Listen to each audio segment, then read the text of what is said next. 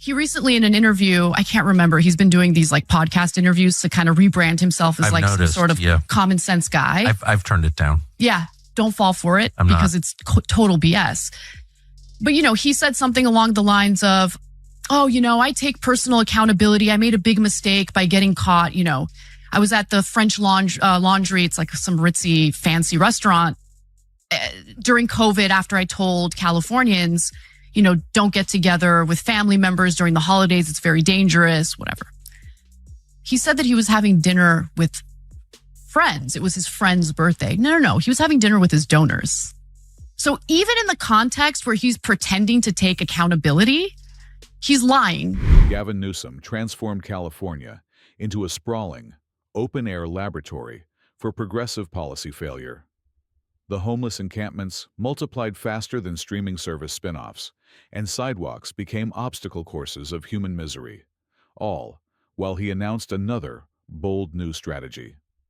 Tucker Carlson called California's housing plan a game of Monopoly, where every player is sent directly to jail.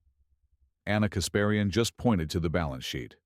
Billions vanishing into a black hole of nonprofits with great names and zero results. Newsom's solution was to throw money at the problem, hoping the sheer volume of spending would distract from the deepening despair. As Tucker said, it's not a housing crisis. It's a leadership crisis with a great haircut. Meanwhile, theft under $1,000 became the state's unofficial pastime.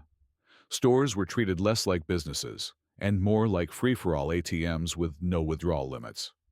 As Anna highlighted, the viral videos of looters treating malls like a real-life Grand Theft Auto mission weren't a bug. They were a feature of the new system. And Newsom's response?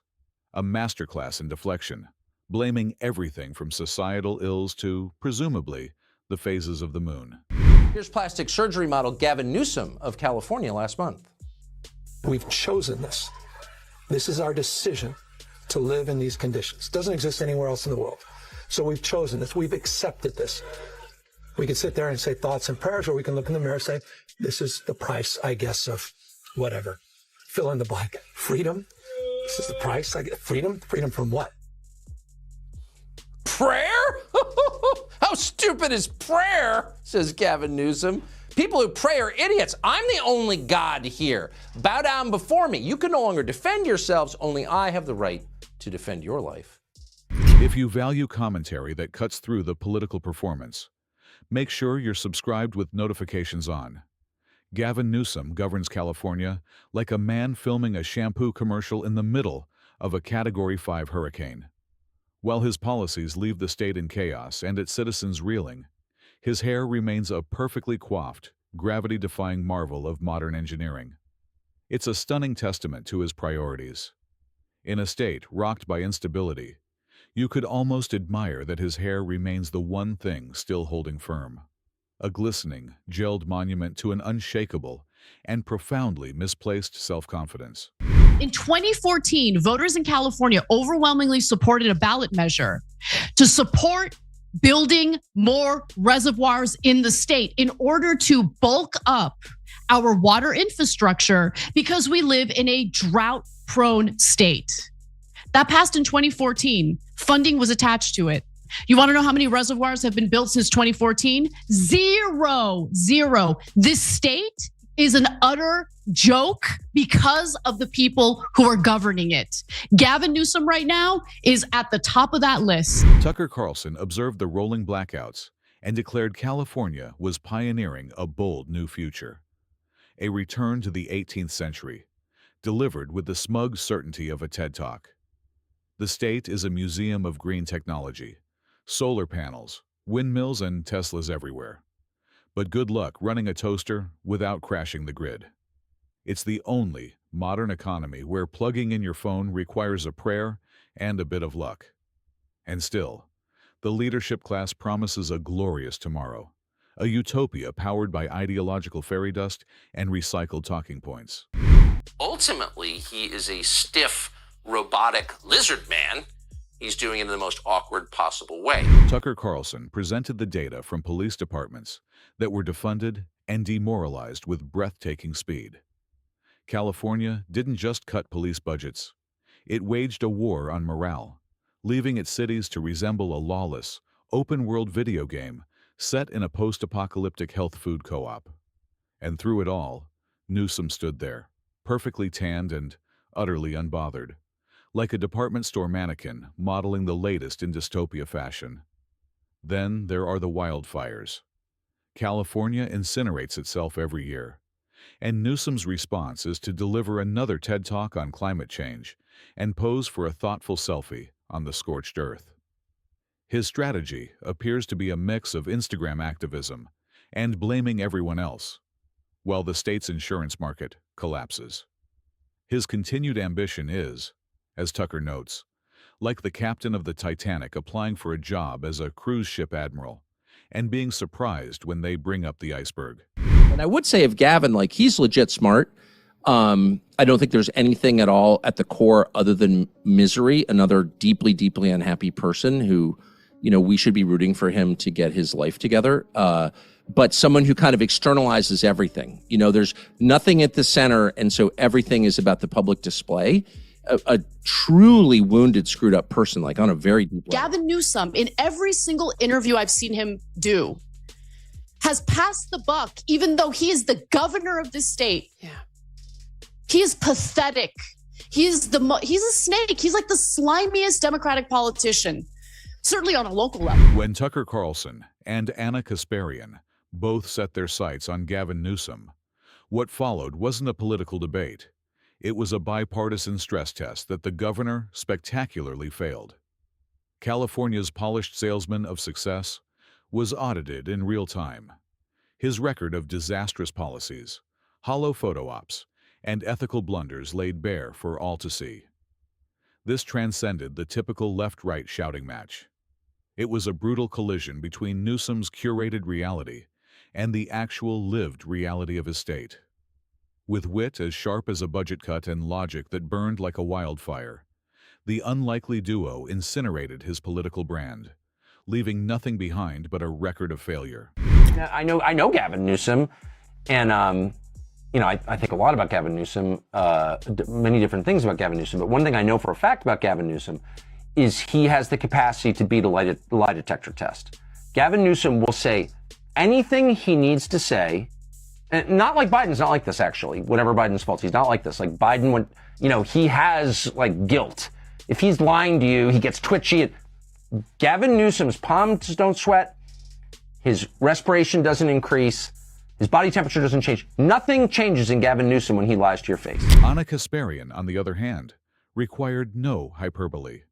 She arrived with a folder full of facts, a dose of pure sarcasm, and a level of progressive disillusionment that could curdle oat milk. She tours Newsom's legacy like an inspector, surveying a condemned building constructed from broken promises, rampant homelessness, and taxpayer-funded apps to track human waste. As she points out, in Newsom's California, basic infrastructure is crumbling, but the government has an app to help you navigate the feces on the sidewalk. That's his version of progress. What we have seen is mismanagement of epic proportions, and the mere existence, and it is real, the existence of climate change should not be utilized as a talking point in order to pass the buck, in order to deflect blame, in order to refuse to take any personal responsibility for how poorly this state has been governed for several years now. I am so disgusted with these people. I mean, Newsom is the governor. He's the top dog in California. Anna Kasparian didn't let up, dissecting Newsom's pandemic-era hypocrisy with the enthusiasm of a shopper at a moral bankruptcy fire sale. While he preached lockdown and sacrifice to the public, Newsom was dining at the French Laundry as if the virus honored a VIP list. It was a perfect encapsulation of his philosophy. Lockdowns for thee, but not for me. Tucker Carlson simply marveled at the sheer audacity, noting that Newsom governs with the serene confidence of a man who actually believes his own PR. He shut down public beaches while his own perfectly coiffed hair was enjoying a mask-free evening under crystal chandeliers. sipping wine that costs a fortune. In his mind, optics are paramount. He just forgot we all carry HD cameras in our pockets now. Anna then pivoted to the sheer vanity of his public performances.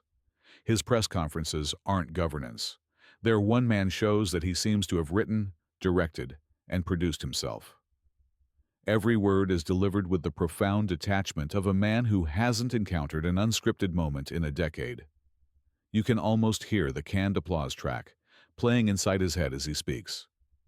Then came the homelessness crisis. I've been friends with Gavin Newsom for a long time. I know his ex-wife. And yeah. I have been bothering him for years, like, you should come on my show. And he was kind of open to it. And then he whips around and he's like, no, you should come on mine. And I was like, oh, I would love to, because I would love to debate him about what he's done to my state. And then I watched a parade of people go on, some of whom are good friends of mine, by the way, conservatives go on his show. And I realized, and I'm not attacking them at all, I almost did, but then I realized, oh, wait a second, this is like, this is not, the point of this is not to have a real conversation.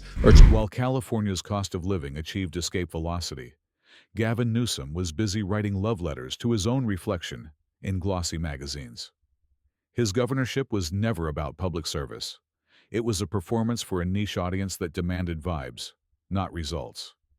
As the state burned and its citizens fled, he clung to his progressive branding like a televangelist, clutching a golden microphone during the apocalypse.